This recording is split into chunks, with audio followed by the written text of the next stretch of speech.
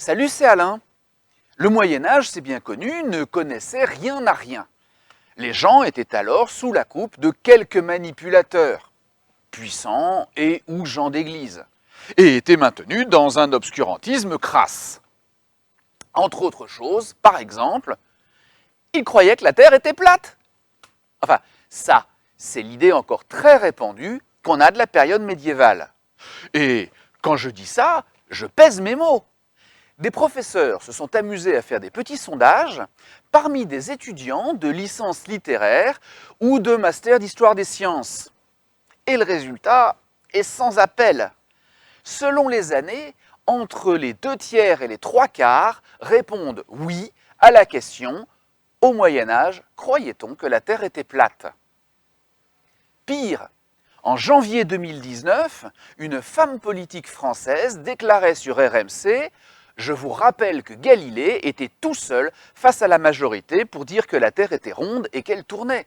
La majorité pensait qu'elle était plate et statique. » C'est devenu un argument majeur pour expliquer combien les modernes sont, modernes, justement, et éclairés comparativement à l'inculture et la bêtise de nos ancêtres.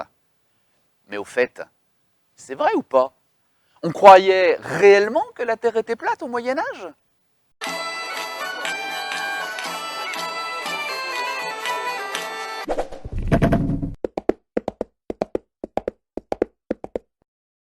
Dans cette vidéo, nous allons donc parler de la Terre plate. Non pas pour déterminer la forme de notre planète, je considère cela comme acquis, mais pour parler des croyances du Moyen-Âge. Je compte sur vous donc pour rester courtois dans les commentaires et ne pas virer pro ou anti-théorie du complot. Je vous en remercie par avance. Ceci dit, quel est donc l'état des lieux de la science sur le sujet au début du Moyen-Âge? Eh bien, pour être parfaitement franc, depuis l'Antiquité, on sait que la Terre est ronde. Vers 360 avant notre ère, Platon explique dans le Timée « Aussi est-ce la figure d'une sphère dont le centre est équidistant de tous les points de la périphérie, une figure circulaire que le démiurge lui donna, comme s'il travaillait sur un tour, figure qui, entre toutes, est la plus parfaite. » 4e siècle avant Jésus-Christ. Et cette perfection dont parle Platon ne pourra que plaire à l'Église quelques siècles plus tard. On en reparlera. Et pour Aristote, pareil, le monde est sphérique. Je vous passe les détails techniques. Si ça vous amuse, plongez-vous dans son traité du ciel. Mais n'empêche que la philosophie aristotélicienne va largement faire école, et pour longtemps. Alors vous allez me dire que ce sont là des philosophes, pas des astronomes, et qu'ils peuvent bien dire ce qu'ils veulent, ça n'a pas de base scientifique. C'est en partie vrai, mais en partie seulement, car les philosophes de l'Antiquité, s'ils n'utilisent pas de preuves expérimentales comme nous le faisons aujourd'hui, se basent sur l'observation, et notamment dans le cas qui nous occupe, celle des éclipses de lune, quand l'ombre ronde de la Terre se projette sur la Lune, par exemple, et surtout sur la logique et le raisonnement. Et ça, c'est malgré tout à la base d'un raisonnement scientifique. De toute manière, les savants grecs ont également confirmé la sphéricité de notre planète. Ératosthène, au IIIe siècle avant Jésus-Christ, mathématicien, directeur de la fameuse bibliothèque d'Alexandrie, rien que ça, déterminera même le rayon de la Terre, et il n'est pas le seul. Je pourrais citer Eudoxe de Cnide, Dicéarque de Messine ou même Archimède, mais ce serait vite soporifique et vous risquez de vite oublier ces noms. Et je ne pourrais pas vous en vouloir. De même, pour la méthode utilisée, je vous laisse approfondir si ça vous passionne. Mais pour la circonférence de la Terre à l'équateur, Ératosthène arrive quand même à un résultat d'environ 250 000 stades, ce qui est finalement assez proche de la valeur réelle telle qu'on la connaît aujourd'hui, de 40 000 km. Pas mal quand même. Alors bien sûr, il y a aussi des tenants de théories d'autres formes de la Terre en parallèle. Aristote, par exemple, se moque des partisans de la Terre plate, comme Xénophane, qui pense qu'en plus elle est infinie vers le bas, comme si le cosmos était solide en quelque sorte. Ou même Thalès, qui fait reposer la Terre sur l'eau, ce qui est contredit par d'autres qui expliquent que la Terre plus lourde ne peut pas flotter. Allez, citons aussi Homère, qui voit dans la planète une reproduction du bouclier d'Achille, forgé par Héphaïstos. Mais personne, ni dans l'Antiquité ni au Moyen-Âge, n'a jamais considéré Homère comme un astronome. Et les autres théories, comme celle qui fait de la Terre une sorte de tambourin pour le Leucippe, de bateau pour Héraclite, de canal, selon Démocrite, de pilier cylindrique, là c'est pour Anaximandre, et même de plateforme, pour Empédocle, ne sont finalement que très marginales et vite contestées par le corpus scientifique de l'époque. Bah oui, d'accord, j'avoue, je me suis fait plaisir avec cette liste de rêveurs grecs à côté de la plaque, c'est le cas de le dire. Bon, ok, l'Antiquité s'est donc plus ou moins mise d'accord sur la sphéricité de la Terre, et cela peut être considéré comme scientifiquement admis au début du Moyen-Âge. Oui, mais à partir de là, avec les invasions barbares, il y a une forte régression, souvenez-vous. Alors, on peut considérer que ce savoir s'est perdu, non? Voyons. En premier lieu, il faut te sortir de la tête toutes ces idées moyenâgeuses. Eh bien, en fait, non, pas du tout. Différents ouvrages, écrits dans les premiers siècles après Jésus-Christ, comme celui d'un certain Macrobe au IVe siècle, sont en fait reproduits et étudiés pendant tout le Moyen-Âge. Gerbert d'Aurillac, pape sous le nom de Sylvestre II au Xe siècle, le mentionne dans ses ouvrages, de même que le philosophe néoplatonicien Chalcidius dans ses commentaires de Timée. Et je pourrais multiplier les exemples de ce type d'ouvrages, de philosophes et de savants de l'Antiquité tardive, qui sont abondamment repris au Moyen-Âge, mais ce serait vite fastidieux. Sachez en tout cas que tout le savoir antique est très loin d'avoir disparu, et fait même clairement référence. Isidore de Séville, au 7e siècle, celui-là même qui est considéré par les spécialistes comme le dernier des pères de l'Église latine, et comme le fondateur de l'encyclopédisme médiéval. Mais aussi Bède le Vénérable, ou plus tard, au XIIe siècle, un certain Johannes de Sacrobosco, auteur d'un manuel qui fera, là encore, référence, vont largement diffuser l'idée que la planète est bien sphérique. Bon d'accord, c'est vrai que c'est un peu plus compliqué que ça. D'abord, il y a le texte de Lactance, un orateur du IIIe siècle, qui conteste violemment la présence d'antipodes, c'est-à-dire de terres qui seraient présentes de l'autre côté de la Terre par rapport à nous, et donc, par suite, de la sphéricité de la planète. Ceux qui tiennent qu'il y a des antipodes tiennent-ils un sentiment raisonnable? Y a-t-il quelqu'un assez extravagant pour se persuader qu'il y ait des hommes qui aient les pieds en haut et la tête en bas, etc. Sauf que Lactance n'est considéré ni comme un philosophe, ni comme un savant, et n'a aucune légitimité en cosmologie. Ses théories sur le sujet sont finalement très marginales, même de son temps. C'est au XVIIIe siècle qu'on le qualifie de père de l'Église, et que du coup, certains le citeront en exemple de l'obscurantisme médiéval. Le problème, c'est donc qu'en matière de religion, on a très vite fait de tout mélanger, surtout quand on est aussi anticlérical que Voltaire. Mais j'y reviendrai. D'un côté, on a donc quelques textes clairement en faveur d'une terre plate. On parle souvent d'une sorte d'île au milieu d'un océan galactique, mais aussi, par exemple, d'un monde calqué sur le modèle d'un tabernacle, le coffre dans lequel Moïse enfermait les tables de la loi données par Dieu. Ce tabernacle, qui deviendra le meuble où les chrétiens rangent les hosties consacrées, a pour Cosmas Indicopleustes, alias Constantin d'Antioche, un voyageur et marchand du VIe siècle, deux étages distincts, avec au-dessus Dieu et les anges, et en bas la terre et les humains.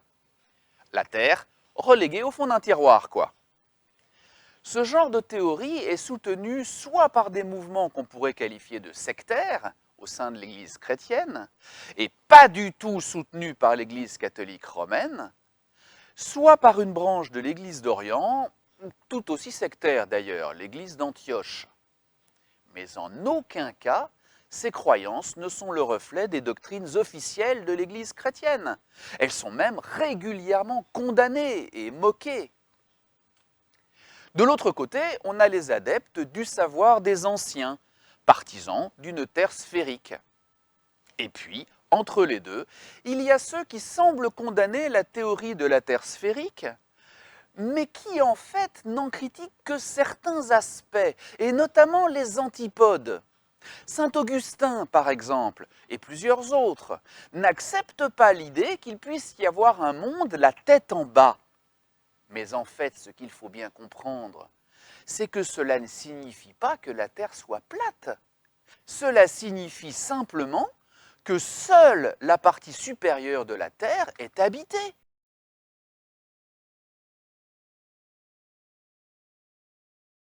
Et ce, d'autant plus que pour saint Augustin, il est inconcevable que des peuples puissent exister sans qu'ils aient reçu la révélation du Christ, et qu'ils soient donc inconnus de l'Église.